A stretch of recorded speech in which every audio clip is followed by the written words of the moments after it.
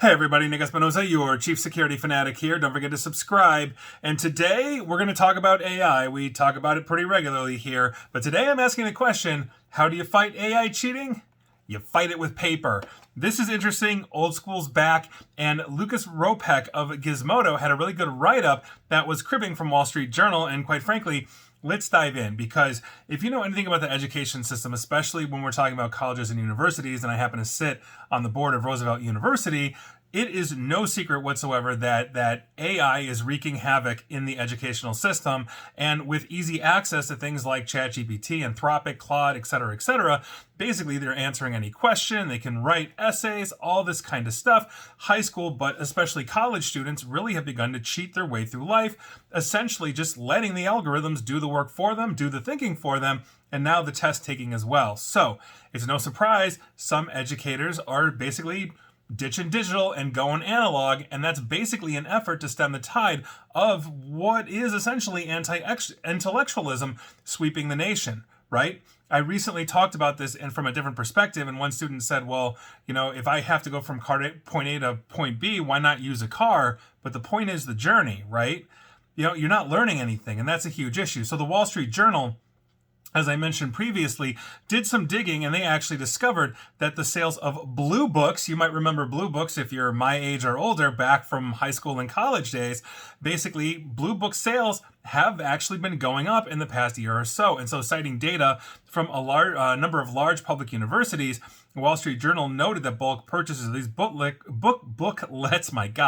have grown by leaps and bounds since ChatGPT's launch in late 2022. And I quote the Wall Street Journal, sales of Blue Books this school year were up more than 30% at Texas A&M and nearly 50% at the University of Florida. The improbable growth was even more impressive at UC Berkeley. Over the past 2 academic years, Blue Book sales for the Cal Student Store were up 80%. Demand for Blue Books is suddenly booming again because they help solve the problem that didn't exist on campuses until now. So yeah, if you're checking your phone at the door and quite frankly, you've got to go take a test and you don't have any of your electronics, all you've got is a pencil and a Blue Book.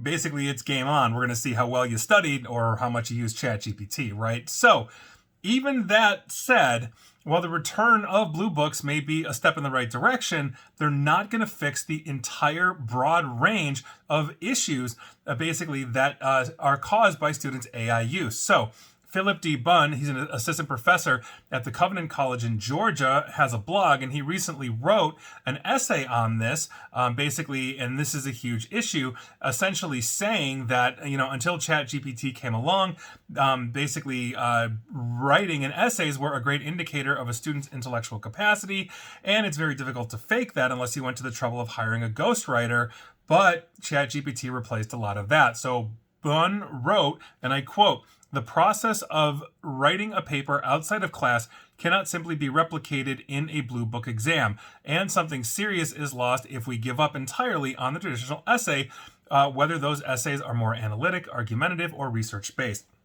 And quite frankly, I think he's 100% correct. I went to university. I wrote plenty of essays and papers in both high school and college. We didn't have, beyond looking stuff up, in libraries, those kinds of things. Google was just in its infancy at that time. And so finding information was very difficult. And so odds are you just wrote it yourself. Most people weren't hiring, some genius kid in the school to write the papers for them.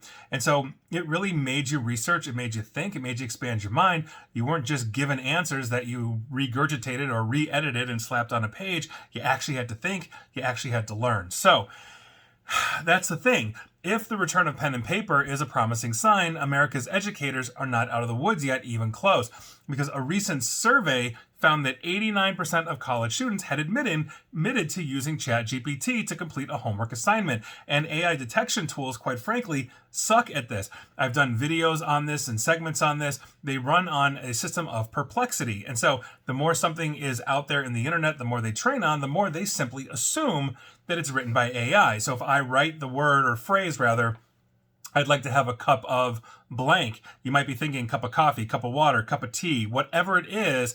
That has been written over and over and over in the language, basically, and ingested basically by these artificial intelligence across the internet, because it's out there millions and millions of times. But if I say something like, I'd like to have a cup of spiders, well, that's pretty unique and pretty rare. And so the AI says, wait a second, I haven't been trained on that. That must be human. And so that's why, for example, the United States Constitution and Declaration of Independence are oftentimes flagged by AI as being written by AI, because they're so ubiquitous online, especially here in the United States. So with that, America's youth seem to view their education as a high-stakes video game that they can essentially juke the stats with algorithmically. So basically, more drastic measures like the formulation of new laws and regulations around AI use, good luck with that here, may be essentially have to be taken if this essentially doesn't stop. The point is that if we're not learning, if we are not actually reading the sources, we are not analyzing, we are just letting some ChatGPT or a competitor of ChatGPT spit out essentially all of our answers for us, we're in the middle of stupefaction. Right? How many people actually read a news article as opposed to get an AI synopsis? I enter into Zoom and team meetings, and oftentimes people bring AI note takers that summarize this, and then they send out an email. I sometimes go through that, especially if it's an important meeting, and say, nope, that's not what I said. Nope, let me clarify that, because the AI is not perfect. And while it will continue to get better, at some point, if we humans are not producing our own intellectual property, if we're not producing our own unique works and thoughts and analyzation, and all we're doing is letting the AI take it over, then who's to say the AI just simply won't take us over, right?